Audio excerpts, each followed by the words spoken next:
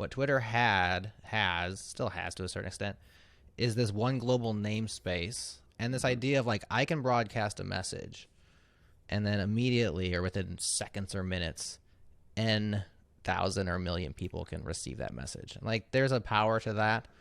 I think that's been a key to its rise, but also a key to it being so troubling in reality.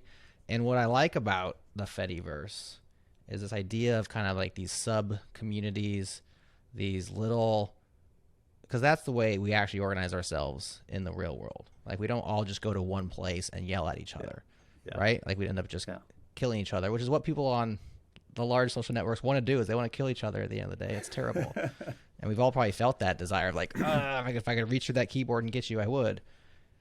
We don't do that. We don't all go to there's no such thing as a town square of 8 million people, right? Sorry, of 8 billion people, which is how many are on Earth, right? Yeah. We have our own communities that are organized around our localities, our belief systems, our histories, our families, our interests. Like there's all these different ways you can organize.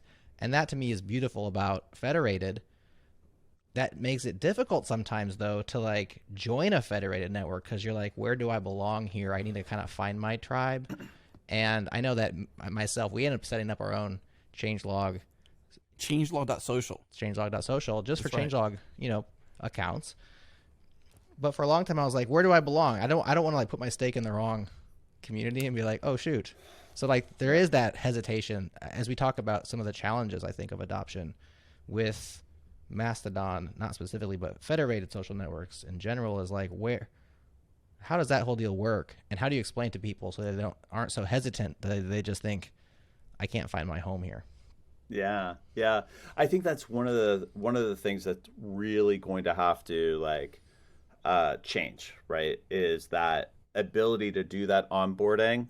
And it's not like Twitter started off with great onboarding, right? Like it took a long time for them to figure it out and figure out how it works and figure out what people were coming for and doing.